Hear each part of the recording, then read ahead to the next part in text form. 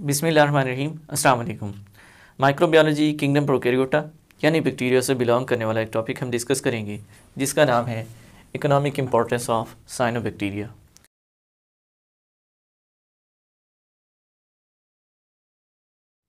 Economic का मतलब होता है माशियाती, जबकि इम्पोर्टेंस का मतलब अहमियत। और रहेगी बात साइनोबैक्टीरिया, तो ये मखसूस ग्रुप है बैक्टीरिया का जिनको हम इस साइनोबैक्टीरिया के नाम से जानते हैं।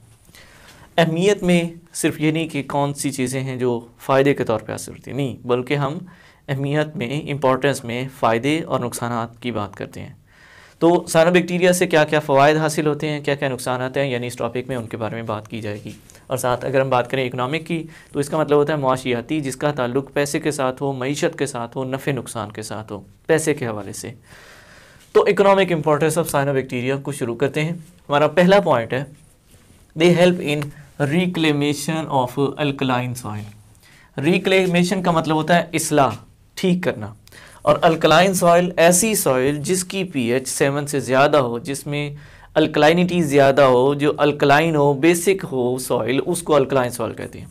और ऐसी सॉइल जो है बहुत सारे प्लांट्स और क्रॉप्स और इवन जो है वो ट्रीज़ के लिए, ऑर्गेनिजम्स के लिए फ़िट नहीं है, ज़रखेज़ नहीं मानी जाती है इतनी ज़्यादा अल्कलाइन सॉइल, तो उसको ठीक करने में मददगार साबित होते हैं। They help in reclamation of alkaline soil, यानी अल्कलाइन सॉइल को ठीक करने में, उसकी इस्लाह करने में मदद करते हैं, हेल्प करते हैं। दूसरा पॉइंट, साइनोबैक्टीरिया हैव हेट्रोसिस्ट। इनमें मखसूस सेल्स मौजूद होते हैं जिनको हेट्रोसिस्ट का नाम दिया जाता है, which are helpful in fixation of atmospheric nitrogen.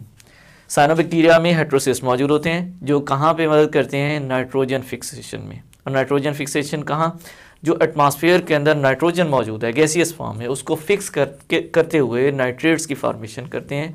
और किसकी मदद से, हेट्रोसिस्ट की मदद से। इसका मतलब ये हुआ कि साइनोबैक्टीरिया जो है वो डायरेक्टली इन्वॉल्व हैं किस में, नाइट्रोजन फिक्सेशन में। किसके ज़रिए, हेट्रोसिस्ट के ज़रिए। और इससे ये क्या करते हैं, कन्वर्ट करते हैं गैसियस नाइट्रोजन को नाइट्रेट्स की सूरत में, जिससे क्या है, नाइट्रेट्स प्लांट्स तक पहुंचते हैं, वो इनको यूज़ करते हुए अपनी ज़रूरियात पूरी करते हैं। तो नॉर्मली क्या है, N2 की फॉर्म में नाइट्रोजन गैसियस फॉर्म में एटमॉस्फेयर में होती है। ये क्या करते हैं, ये ऑक्सीजन को इसमें ऐड करते हुए नाइट्रेट्स की फॉर्मेशन करेंगे, और ये नाइट्रेट्स प्लांट्स यूज़ करेंगे और अपनी ज़रूरियात को पूरा करेंगे जो भी होंगी। नाइट्रोजन फिक्सेशन, अल्कलाइन सॉइल की रिक्लेमेशन के बाद ये दूसरा इंपॉर्टेंट पॉइंट था कि साइनोबैक्टीरिया नाइट्रोजन फिक्सेशन में इन्वॉल्व होते हैं, और किसके ज़रिए, हेट्रोसिस्ट के ज़रिए। MCQs भी बनता है कि कौन सा स्ट्रक्चर जो है वो नाइट्रोजन फिक्सेशन में इन्वॉल्व होता है साइनोबैक्टीरिया का। नेक्स्ट पॉइंट है, दे रिलीज O2। ये ऑक्सीजन को रिलीज़ करते हैं, किधर, इनटू एनवायरनमेंट, फ़िज़ा के अंदर, माहौल के अंदर, एटमॉस्फेयर के अंदर, ड्यू टू फोटोसिंथेटिक एक्टिविटी। हमें पता है ये फोटोसिंथेटिक ऑर्गेनिज्म है, और फोटोसिंथेसिस कौन सा परफॉर्म करते हैं, ऑक्सीजेनिक, यानी ऑक्सीजन प्रोड्यूस। ऐसा फोटोसिंथेसिस जिसमें बाय प्रोडक्ट के तौर पे ऑक्सीजन प्रोड्यूस हो, ये ऑक्सीजेनिक फोटोसिंथेसिस कहलाता है। और ये ऑक्सीजेनिक फोटोसिंथेसिस परफॉर्म करते हुए क्या है, O2 को एनवायरनमेंट में शामिल करते हैं, फ़िज़ा में शामिल करते हैं। और ये O2 बहुत सारे यूकैरियोट्स, बहुत सारे ऑर्गेनिजम्स रेस्पायरेशन में इस्तेमाल करते हुए ज़िंदा रहते हैं, सांस लेने में इस O2 को इस्तेमाल करते हैं। और एक अंदाजे के मुताबिक तकरीबन टोटल जितनी एटमॉस्फेयर के अंदर ऑक्सीजन मौजूद है, उसका 10% सोर्स जो है वो साइनोबैक्टीरिया, यानी 10% फ़िज़ा में जो ऑक्सीजन है वो साइनोबैक्टीरिया के फोटोसिंथेसिस से आ रही होती है, इनकी फोटोसिंथेटिक एक्टिविटी से हासिल होती है। नेक्स्ट पॉइंट है, oscillatoria and few other cyanobacteria can be used as a pollution indicator. Cyanobacteria की एक स्पेसिफिक स्पीशीज है जिनको नाम दिया जाता है ऑसिलेटोरिया, और बहुत सारी दूसरी स्पीशीज जिनका जो कि साइनोबैक्टीरिया से बिलोंग करती हैं, दे कैन बी यूज्ड, यानी उनको इस्तेमाल किया जा सकता है किसके तौर पे, पोल्यूशन इंडिकेटर के तौर पे। पोल्यूशन इंडिकेटर के तौर पे किस तरह, पोल्यूशन का पता लगाना पोल्यूशन इंडिकेशन या पोल्यूशन इंडिकेटर कहलाता है। अब खसूसियात के अतबार से अगर हम साइनोबैक्टीरिया, खासकर ऑसिलेटोरिया वगैरह को देखें, तो ये बड़े सेंसिटिव होते हैं पोल्यूशन के अगेंस्ट। फ़िज़ा के अंदर, माहौल के अंदर अगर पोल्यूशन जैसे जैसे बढ़ेगा वैसे वैसे क्या है, ये ग्रो नहीं कर सकेंगे, बल्कि अगर मौजूद होंगे तो ऐसा ऐसा ख़त्म हो जाएंगे। तो इनका ये ख़त्म होना, कम होना, ग्रो ना करना, ये एक किस्म का इंडिकेशन होता है कि वहाँ उस जगह पे जहाँ इनकी ग्रोथ नहीं हो रही या ख़त्म हो रहे हैं, वहाँ क्या है, पोल्यूशन बढ़ रहा है, आलूदगी बढ़ रही है, और हमें ये क्या है, इंडिकेटर के तौर पे ये वो काम आते हैं इस लिहाज से। तो हम ये कह सकते हैं सिंपली कि क्योंकि ये सेंसिटिव है पोल्यूशन के अगेंस्ट, इसलिए क्या है, इनकी सेंसिटिविटी से हम पोल्यूशन इंडिकेशन का पता लगाते हैं, और हम कहते हैं कि they act as a pollution indicator. ये भी एक इंपॉर्टेंट एमसीक्यूज बनता है और इस स्पेशली ऑसिलेटोरिया के बारे में पता होना चाहिए कि ये वो स्पीशीज स्पेसिफिक स्पेशल साइनोबैक्टीरिया से बिलोंग करने वाली जो क्या है पोल्यूशन इंडिकेटर में स्पेशल रोल प्ले करती है, पोल्यूशन इंडिकेटर के तौर पे एक्ट कर रही होती है। नेक्स्ट पॉइंट है they symbiotic relationship with they form, यहाँ पे वर्ड होना था मेक या form, they make symbiotic relationship with protozoa fungi and nitrogen fixing bacteria form association with angiosperms. यहाँ पे दो सेंटेंस हैं इस पार्ट में, इस पोर्शन में दो सेंटेंस हैं। फर्स्ट पोर्शन में क्या कहा गया है कि दे make symbiotic relationship with protozoa fungi, यानी साइनोबैक्टीरिया जो है वो सिम्बियोटिक रिलेशनशिप किसके साथ बनाते हैं, प्रोटोजोआ और फंजाई के साथ। सिम्बियोटिक रिलेशनशिप क्या होता है, ये वो रिलेशनशिप वो ताल्लुक होता है जिसको हम दोस्ताना ताल्लुक कहते हैं। और इस दोस्ताना ताल्लुक में क्या होता है, दो मुख्तलिफ स्पीशीज़ जो हैं वो आपस में एक दूसरे की मदद करते हुए एक दूसरे को फ़ायदा पहुंचाते हुए जिंदा रह रहे होते हैं, वक्त गुजार रहे होते हैं। इसका मतलब क्या हुआ कि सिम्बियोटिक रिलेशनशिप में क्या हो रहा है, साइनोबैक्टीरिया प्रोटोजोआ के साथ भी सिम्बियोटिक रिलेशनशिप बनाते हैं, दोस्ताना ताल्लुक बनाएंगे, और साइनोबैक्टीरिया फंजाई के साथ भी क्या करेंगे, ये सिम्बियोटिक रिलेशनशिप बनाते हुए ज़िंदगी गुजारते हैं। और ये फ़ायदेमंद रिलेशनशिप है सिम्बियोटिक रिलेशनशिप। जबकि दूसरा जो पार्ट है इसमें क्या है कि कुछ ऐसे भी साइनोबैक्टीरिया हैं जो कि नाइट्रोजन फिक्सिंग है स्पेशली, तो nitrogen fixing species of cyanobacteria form association with angiosperm. तो नाइट्रोजन फिक्सेशन स्पीशीज भी क्या है, वो भी सिम्बियोटिक रिलेशनशिप बनाती हैं, किन के साथ, एंजियोस्पर्म्स के साथ। प्रोटोजोआ के बारे में हमने बात की, तो ये वो ऑर्गेनिज्म है जिनको हम एनिमल लाइक प्रोटिस्ट कहते हैं और किंगडम प्रोटिस्टा से इनका ताल्लुक है। ये वो ऑर्गेनिज्म है जो सेकंड किंगडम प्रोटिस्टा में, एनिमल लाइक प्रोटिस्ट जिनको हम कहते हैं माइक्रो ऑर्गेनिज्म। फंजाई का हमें पता है किंगडम फंजाई है, एब्जॉर्प्टिव या यूँ कह लें कि स्पेसिफिक हेट्रोट्रॉप्स हैं, एब्जॉर्प्टिव हेट्रोट्रॉप्स। और रही बात एंजियोस्पर्म की, तो एंजियोस्पर्म क्या है, फ्लावरिंग प्लांट्स को एंजियोस्पर्म कहते हैं, जो फ्लावर प्रोड्यूस करने वाले प्लांट्स हैं उनको हम एंजियोस्पर्म्स का नाम देते हैं। तो nitrogen fixing species of cyanobacteria they make specific symbiotic relationship with angiosperm, और इस तरह यहाँ पे भी एक दूसरे को फायदा पहुंचाते हुए क्या है, वक्त गुजारते हैं और फायदेमंद साबित होते हैं, इंपॉर्टेंट रोल प्ले करते हैं। अगर हम इन चीज़ों को यहाँ पे देखें तो साइनोबैक्टीरिया प्रोटोजोआ के साथ रिलेशन बनाते हैं। साइनोबैक्टीरिया इनको फूड देंगे, प्रोटोजोआ को फूड प्रोवाइड करते हैं क्योंकि ये फोटोसिंथेटिक है। बदले में क्या है, प्रोटोजोआ साइनोबैक्टीरिया को प्रोटेक्ट करेंगे।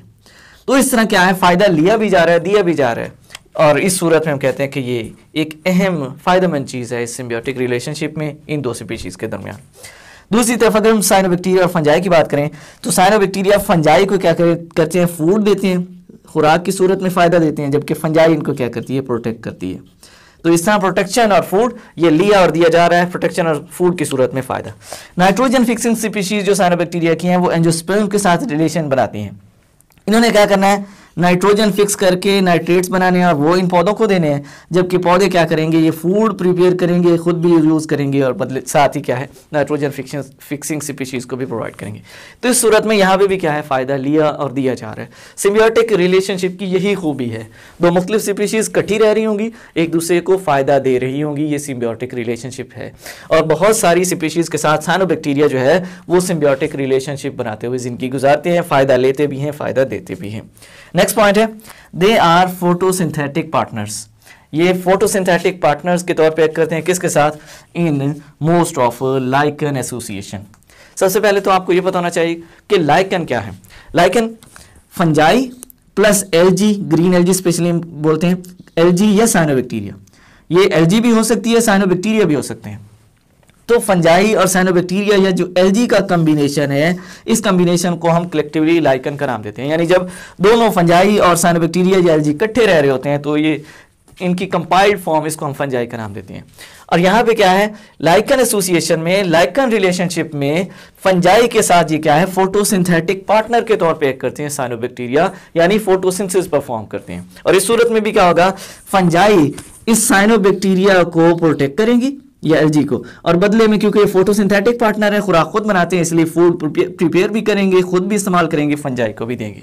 यहाँ पे भी इस पॉइंट में भी एक्चुअली हम सिम्बियोटिक रिलेशनशिप को ही डिस्कस कर रहे हैं, जो फंजाई और साइनोबैक्टीरिया के अंदर लाइकन की फॉर्म में डिस्कस किया जाता है। और इस लाइकन एसोसिएशन में जो साइनोबैक्टीरिया वो फोटोसिंथेटिक पार्टनर के तौर पे एक्ट करते हैं, फोटोसिंथेसिस परफॉर्म करने वाले पार्टनर के तौर पे एक्ट करते हैं। नेक्स्ट पॉइंट है, इस पॉइंट को समझने से पहले आपको इतना पता होना चाहिए, जब भी हम कभी खड़े पानी, गंदे पानी, जोहड़ के पानी में या फिर सीवेज वाटर जो कि बाहर किसी भी जगह खड़ा होता है उसको देखते हैं तो उसके ऊपर हमें बहुत ज़्यादा तादाद में सब्ज़ा नज़र आता है, तह चढ़ी हुई नज़र आती है। असल में होता क्या है कि ये पानी न्यूट्रिएंट रिच वाटर होता है, इसमें बहुत ज़्यादा न्यूट्रिएंट होते हैं सीवेज वाटर में या जोहड़ या तालाब वाले पानी में, जिससे क्या होता है ज़्यादा न्यूट्रिएंट जहाँ भी होगा, ज़रूरी नहीं कि सीवेज वाटर, किसी भी जगह पानी में जब भी न्यूट्रिएंट्स बहुत ज़्यादा होंगे, एक्सेसिव होंगे, तो वहाँ पे क्या होगा एल्जी और साइनोबैक्टीरिया वगैरह वो बहुत तेज़ी से ग्रो करते हुए अपनी तादाद बढ़ाएंगे, इवन सरफेस जो है वो फुली कवर्ड हो जाएगी। जब भी साइनोबैक्टीरिया न्यूट्रिएंट रिच वाटर में न्यूट्रिएंट के ज़्यादा होने की वजह से तेज़ी से ग्रो करेंगे, अपनी तादाद बढ़ेंगे, तो हम इसको बोलेंगे वाटर ब्लूम। वाटर ब्लूम जब भी होता है तो क्या होगा, वाटर ब्लूम की वजह से एक तो डेफिनेटली न्यूट्रिएंट्स यूज़ करेंगे, इनकी तादाद बढ़ेगी, ऑर्गेनिक मैटर इंक्रीज होगा वाटर बॉडी में, चाहे वो छोटा सा तालाब है या बड़ा पानी का कोई भी जरिया है। दूसरे नंबर पर एक्सेसिवली, क्योंकि ये साइनोबैक्टीरिया अपनी एक्टिविटी परफॉर्म कर रहे हैं, ऑर्गेनिक मैटर इंक्रीज होने के साथ साथ एक्सेसिव डिकम्पोजिशन का फिनोमेना भी होगा और एक्सेसिव अनप्लीजेंट स्मेल भी उस पानी से आएगी, जिससे क्या होगा वो पानी जो है जहाँ पे ये साइनोबैक्टीरिया वाटर ब्लूम की फॉर्म में इंक्रीज कर रहे थे न्यूट्रिएंट रिच होने की वजह से, वहाँ पे क्या होगा वो पानी अनफिट हो जाएगा, उसको यूज़ नहीं किया जा सकेगा, वो स्मेली हो जाएगा, इवन ऑर्गेनिक मटेरियल उसमें बहुत ज़्यादा हो जाएगा कि वो इवन इस्तेमाल नहीं किया जा सकेगा। कुछ ऑर्गेनिज्म उसको जो यूज़ करते थे नॉर्मल एक्टिविटीज़ के लिए, पीने के लिए, वो इवन उसको यूज़ नहीं कर सकेंगे। इवन कुछ ऐसी स्पीशीज़ भी हैं कि साइनोबैक्टीरिया की कि जो टॉक्सिन्स भी प्रोड्यूस करते हैं, जहरीले मवाद भी पैदा करते हैं, और वो अगर जानवर पानी पीते हैं जहरीले मवाद जिसमें जाएगा उससे क्या है उनकी डेथ भी हो सकती है। तो यही चीज़ इन पॉइंट्स में डिस्कस की गई है। Many species of cyanobacteria form water Bloom, बहुत सारी साइनोबैक्टीरिया की स्पीशीज जो है वो वाटर ब्लूम बनाती हैं, और वाटर ब्लूम ऑलरेडी बताया कि जब भी साइनोबैक्टीरिया बहुत तेज़ी से ग्रो करेंगे, उनकी तादाद बहुत तेज़ी से बढ़ेगी, तो क्या है हमें पानी के ऊपर सरफेस पर लेयर्स या तह या बहुत ज़्यादा मिकदार में साइनोबैक्टीरिया की फॉर्म में ऑर्गेनिक मैटर मिलेगा, ये वाटर ब्लूम कहलाते हैं। So many species of cyanobacteria make water Bloom, ये बहुत सारी स्पीशीज साइनोबैक्टीरिया की वो वाटर ब्लूम बनाती हैं, where they often impart unpleasant smell, जहाँ पे ये क्या करेंगी, जाहिर सी बात है वाटर ब्लूम बनाएगी तो साथ ही साथ क्या है अनप्लीजेंट स्मेल भी ऐड करेंगी उस वाटर बॉडी में जहाँ वाटर ब्लूम की फॉर्मेशन हो रही है। And due to large amount of suspended organic matter, suspended का मतलब होता है तैरता हुआ, तो क्योंकि वाटर ब्लूम हुआ, इनकी तादाद बहुत ज़्यादा हुई, तो डेफिनेटली ऑर्गेनिक मैटर भी बढ़ा। Due to large amount of suspended organic matter, बहुत ज़्यादा मिकदार में तैरते हुए ऑर्गेनिक मैटर की वजह से water becomes unfit for consumption, जिससे क्या होगा पानी इस्तेमाल के काबिल नहीं रहेगा, बदबू भी आ रही है और एक ऑर्गेनिक मैटर भी उसमें तैरता हुआ बहुत ज़्यादा मिकदार में होगा, तो इससे क्या होगा पानी इस्तेमाल के काबिल नहीं रहेगा। नेक्स्ट पॉइंट है सम स्पीशीज प्रोड्यूस टॉक्सिन्स, कुछ स्पीशीज साइनोबैक्टीरिया की वो क्या करती हैं, वो टॉक्सिन्स प्रोड्यूस करते हैं, जहरीले मवाद पैदा करती हैं, that kill livestock and other animals that drink. कुछ स्पीशीज साइनोबैक्टीरिया की वो क्या करती हैं टॉक्सिन्स प्रोड्यूस करती हैं, और टॉक्सिन्स जो है वो डेफिनेटली क्या करते हैं लाइव स्टॉक और दूसरे एनिमल्स को मारने, उनको किल करने की वजह बनते हैं जब भी वो ऐसा पानी पीते हैं। तो एक्चुअली हम कहना क्या चाह रहे हैं कि साइनोबैक्टीरिया की स्पीशीज जिन्होंने पानी में टॉक्सिन्स प्रोड्यूस किए थे, वही पानी अगर एनिमल्स ने ड्रिंक किया है, लाइव स्टॉक ने ड्रिंक किया है, तो क्या होगा टॉक्सिन्स बॉडी में जाएंगे, वो क्या है डेथ की वजह बनेगी। नॉर्मल एनिमल से मुराद क्या है, अदर एनिमल से मुराद जितने भी फॉरेस्ट में जंगल में पाए जाने वाले जानवर हैं जो उस पानी को इस्तेमाल कर रहे हैं वो, जबकि अगर हम लाइव स्टॉक की बात करें तो इससे मुराद मवेशी हैं, वो सारे जानवर जो हम अपने फ़ायदे के लिए पालते हैं उनको हम लाइव स्टॉक का नाम देते हैं, इसमें भेड़ बकरी गाय भैंस वगैरह सारे शामिल हैं। तो जो टॉक्सिन्स हैं वो लाइव स्टॉक और दूसरे एनिमल्स जो कि उस पानी को पी रहे हैं, टॉक्सिन वाले पानी को, उसको उनको किल करने की वजह बनते हैं। लास्ट पॉइंट है हमारा super blue green algae, cyanobacteria की एक मखसूस स्पीशी है जो अपनी खसूसियात की बिना पर जिसको ये नाम दिया गया है super blue green algae special है जी। अच्छा जी, super blue green algae are basically expensive pond scum, तालाब सुपर ब्लू ग्रीन एल्जी क्या है, बुनियादी तौर पे बहुत महंगी तालाब की झाग है। स्कम का मतलब होता है झाग, बालाई, जैसे दूध अगर उबाला जाए, उसको बॉयल किया जाए तो उसके ऊपर क्या है वो बालाई बन जाती है, ठीक इसी तरह खड़ा पानी, तालाब का पानी, उसमें भी क्या होगा साइनोबैक्टीरिया वगैरह एल्जी वगैरह की वजह से उसकी ऊपरी तह के ऊपर क्या है हमें सब्जा नजर आता है, सब्जी झाग और तह बनी नजर आती है, ये क्या है इसको एक्चुअली सकम का नाम दिया जाता है। इस सकम में साइनोबैक्टीरिया की जहां बहुत सी दूसरी स्पीशीज होती हैं, ग्रीन एल्जी होती है, वहीं पे क्या है सुपर ब्लू ग्रीन एल्जी भी मौजूद होती है, वो भी इस सकम का हिस्सा होती है, इस झाग का, इस बलाई का हिस्सा होती है। और जो स्कम, जो झाग इसने बनाई थी वो बहुत ही एक्सपेंसिव और महंगी होती है। सुपर ब्लू ग्रीन एल्जी की वजह से जो स्कम बनी, जो उसका उस हिस्से में मौजूद है सुपर ब्लू ग्रीन एल्गी की फॉर्म में, वो बहुत ही महंगी है। क्यों महंगी है आगे पता चल जाता है। So basically expensive ponds come in which cyanobacteria is single celled organism, जिसमें उस सकम में उस तय में क्या है, जो साइनोबैक्टीरिया है वो सिंगल सेल पर मुश्तमिल ऑर्गेनिज्म की फॉर्म में अवेलेबल होते हैं, मौजूद होते हैं। That produce it's on food, जो कि अपनी खुराक खुद तैयार करते हैं, किसके जरिए, थ्रू फोटोसिंथेसिस, फोटोसिंथेसिस के जरिए वो इस सकम में अपने लिए खुराक खुद तैयार करते हैं। नेक्स्ट, इस यानी जो फूड इन्होंने प्रिपेयर की उसके बारे में इंस्टेंस को हमने डिस्कस करना है। It serves as complete whole food, it serve as समरा, हम वो फूड, उस फूड की बात करना चाह रहे हैं जो कि उस सकम में मौजूद है, जो फोटोसिंथेसिस के जरिए सुपर ब्लू ग्रीन एल्गी ने प्रोड्यूस की थी। So it serve as a complete whole food, वो फूड जो सुपर ब्लू ग्रीन एल्गी ने प्रोड्यूस की थी वो कंप्लीट होल फूड है, यानी ऐसी खुराक है जो कि मुकम्मल ग़िज़ा के तौर पे काम आती है, काम करती है। मुकम्मल यानी उसमें बहुत सारी वो चीज़ें या सारी वो चीज़ें जो कि बेहतरीन हैं और जो सेहत के लिए ज़रूरी हैं, ग्रोथ के लिए इम्पॉर्टेंट हैं और होनी चाहिए, वो सारे के सारे न्यूट्रिएंट्स और ग्रेडियंट्स जो हैं वो इस फूड के अंदर मौजूद होते हैं। बैलेंस्ड फूड हम इसको कह सकते हैं।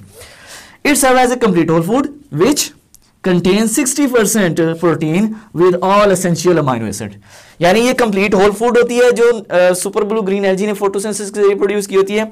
इस कंप्लीट होल फूड में 60% प्रोटीन होते हैं और इन प्रोटीन के अंदर वो सारे अमाइनो एसिड्स होते हैं जो कि एसेंशियल हैं, नॉर्मल ग्रोथ के लिए ज़रूरी हैं, जिनके बगैर जो वो नॉर्मली ग्रो करना मुमकिन नहीं है।